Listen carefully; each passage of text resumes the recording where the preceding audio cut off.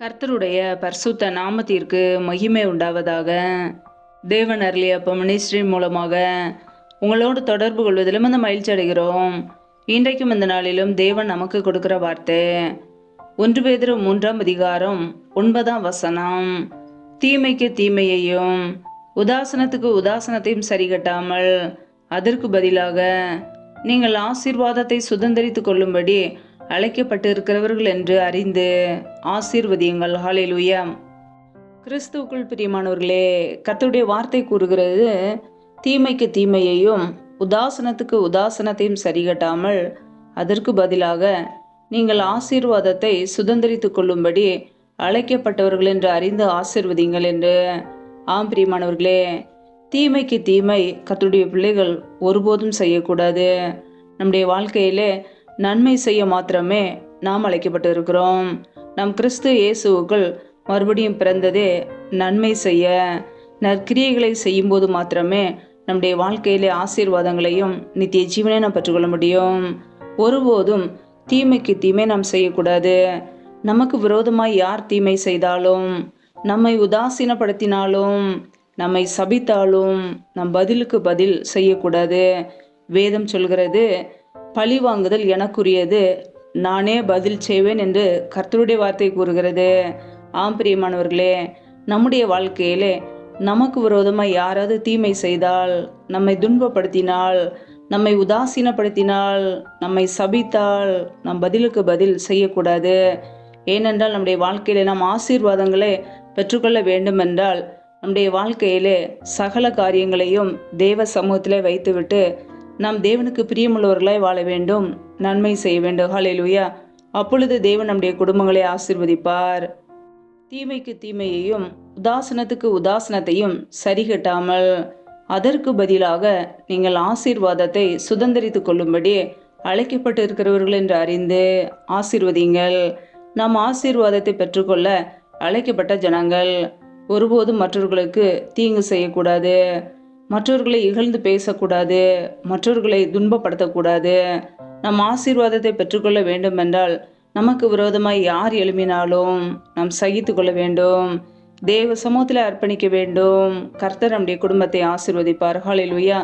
10ஆம் வசனத்திலே நாம் பார்க்கும் பொழுது, ஜீவனை விரும்பி நல்ல நாட்களை காண வேண்டும் என்று இருக்கிறவன் பொல்லாப்புக்கு தன் நாவையும் கபடத்துக்கு தன் உதடுகளையும் விலக்கி காத்து என்று பார்க்கிறோம்.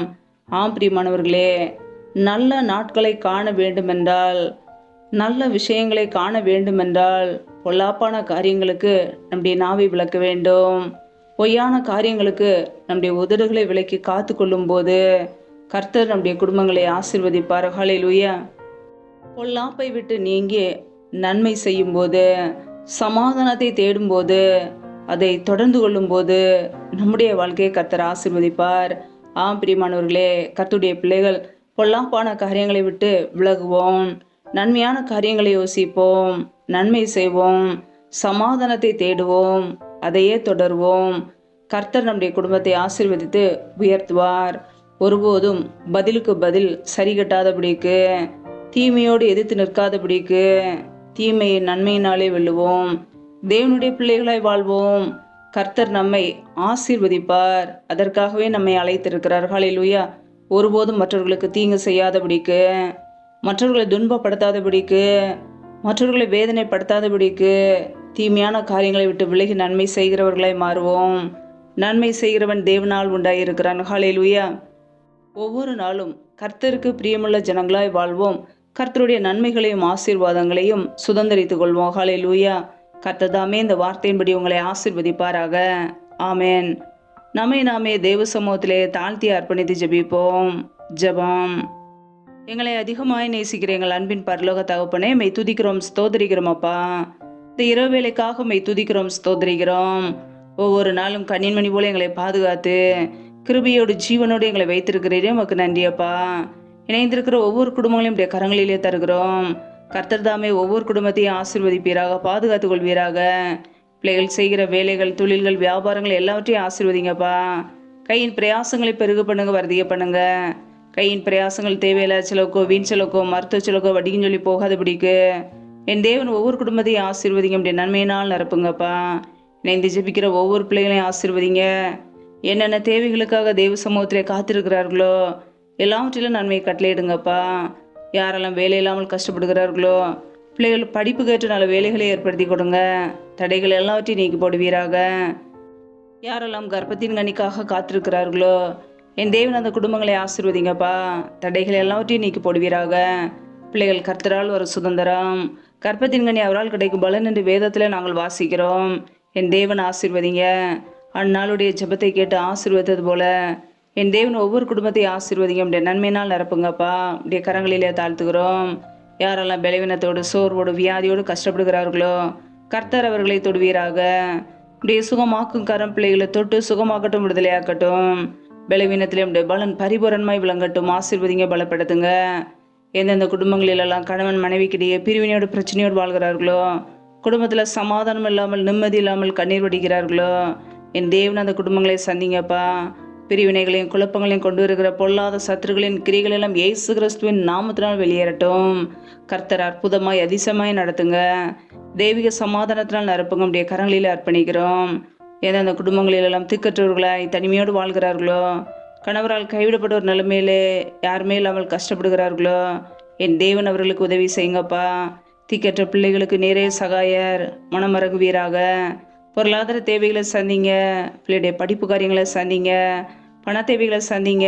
சூழ்நிலை எல்லாம் சாதமாய் மாற்றி கொடுங்க. அப்படியே கரங்களிலே தாழ்த்தி ஒப்படுத்து ஜெபிக்கிறோம். எந்தெந்த குடும்பங்களிலெல்லாம் கடன் பிரச்சனையிலே உபத்திரவத்திலே கண்ணீரோடு வாழ்கிறார்களோ, நிம்மதி இல்லாமல் கஷ்டப்படுகிறார்களோ கர்த்தர் அந்த குடும்பங்களை சந்திங்கப்பா. பிள்ளைகளை கடன் கொடுக்கிறவர்களாய் மாற்றுங்க.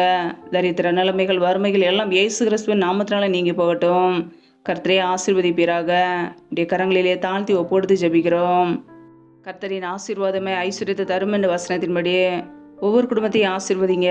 அப்படி ஐஸ்வர்யத்தினால் நிரப்புங்க.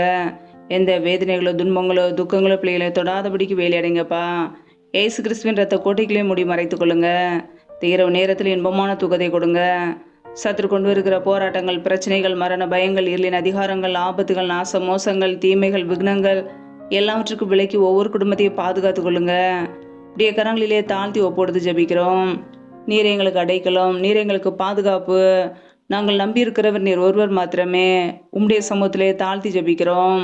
கர்த்தருக்கு பயப்படுகிற பெரியோரையும் சிறியோரையும் ஆசீர்வதிப்பேன் என்ற வார்த்தையின் பிரகாரம் உமக்கு பயந்து வாழ்கிற ஒவ்வொரு குடும்பத்தையும் ஆசீர்வதிங்கப்பா. அப்படியே நன்மையினால் நிரப்புங்க. ஜீவனுள்ள நாட்களெல்லாம் நன்மையும் கிருபையும் தொடரும் என்ற வசனத்தின்படி ஒவ்வொரு குடும்பத்தையும் அப்படியே நன்மையும் கிருபையும் தொடர்வதாக ஆசீர்வதிங்க, பலப்படுத்துங்க. அதிகாலையில் எழுந்து தெய்வ சமூகத்திலே காத்திருக்க, உம்மை துதிக்க, அப்படியே நாமத்தை உயர்த்த எங்களை அர்ப்பணிக்கிறோம். எங்களை பாதுகாத்து கொள்வீராக, ஆசீர்வதிப்பீராக. முற்றிலுமாக தாழ்த்தி ஜெபிக்கிறோம். எல்லா துதி கன மகிமை எல்லாம் ஒருவருக்கே செலுத்துகிறோம். ஏசு கிறிஸ்து மூலம் ஜெபிக்கிறோம் ஜீவனுள்ள நல்ல பிதாவே, ஆமேன். கர்த்தர் தாமே உங்களையும் உங்கள் குடும்பங்களையும் ஆசீர்வதிப்பாராக. ஆமேன். Thanks for watching. Please subscribe our channel. Click the like and share. Click the bell. God bless you.